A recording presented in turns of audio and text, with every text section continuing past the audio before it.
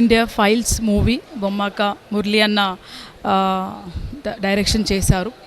అట్లాగే అందులో మన కీరవాణి గారు నాన్నగారు మ్యూజిక్ ఇచ్చి లిరిక్ ఇచ్చారు. చాలా అద్భుతంగా ఉంది మూవీ.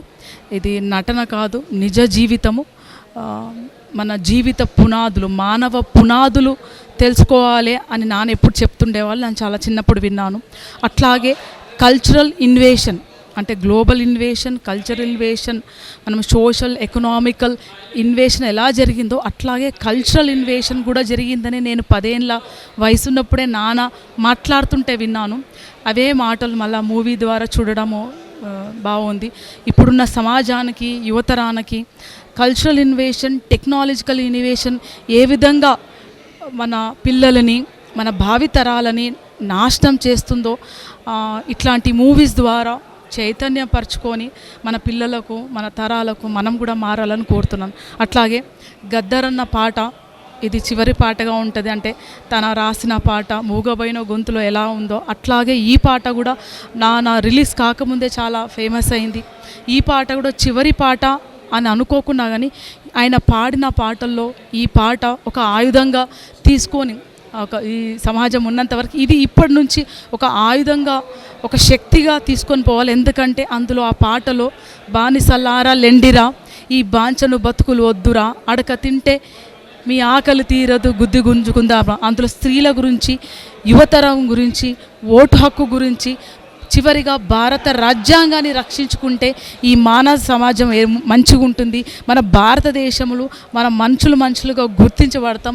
లేకపోతే మళ్ళీ ఒక 100 ఏళ్ళగా పాతకు పోయి అదే చరిత్ర రిపీట్ అవుతుంది. కాబట్టి మన భారత రాజ్యాంగాన్ని రక్షించుకోవాల్సిన బాధ్యత మనకుంది.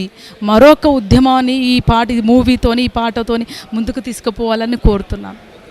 అలాగే ఇప్పుడు ఈ సినిమాలో చూసినట్లయితే అద్దంకి దయాకర్ గారు అంటేనే ఒక పొలిటీషియన్. అసలు ఒక పొలిటీషియన్ ఒక సినిమా హీరోగా చూపించారు దీంట్లో. మరి అతనికి ఈ క్యారెక్టర్ షూట్ అయిందా, మరి ఈ సినిమా ఎలా సక్సెస్ కాబోతుందా? మరి ఆడియో ద్వారా చూసినట్లయితే చాలా సక్సెస్ఫుల్గా కనిపిస్తుంది పబ్లిక్లో. మరి ఈ సినిమా ఎలా సక్సెస్ కాబోతుంది అనుకోవచ్చు?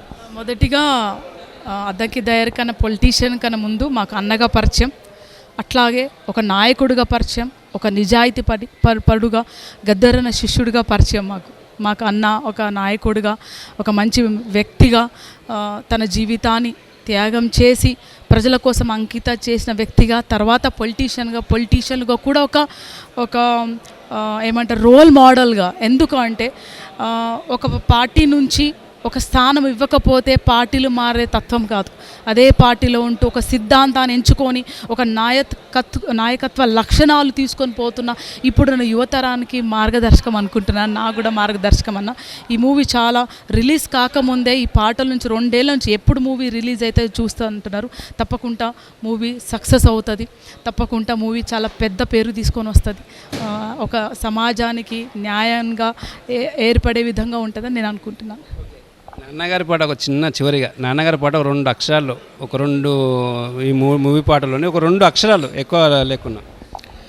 రాజకీయ బానిసలారా, రాజీ బతుకులు వద్దురా, ఒకే మనిషికొక ఓటురా, నోటుకు బలి పెట్టొద్దురా, వెలకట్టలేనిది ఓటురా, మీ బతుకును మార్చే తూటరా, బాబాసాహెబు బాటరా, నా బానిసలారా లెండిరా, భారత మాత రాజ్యాంగం అభాగ్యుల ఆయుధం, 7 తరాల త్యాగం, అది జ్ఞాన యుద్ధముల గ్రంథం, వేదం శాస్త్రం, బోలో రే జై భీమ్, జై భీమ్, జై భీమ్, జై భీమ్, प्यार से बोलो, जोर से बोलो, दिल से बोलो, बोलो बोलो रे जय भीम, जय भीम, जय గద్దరన్న.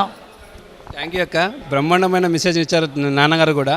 మీ కూడా మీ నాన్నగారి బాటలో మీరు ఎల్లప్పుడూ ఇలాగే నడుస్తూ అందరికీ అండదండలతో మీరు ఇలాగే కొనసాగాలని మనస్ఫూర్తిగా కోరుకుంటూ V5 న్యూస్ తరఫున ధన్యవాదాలు అక్క.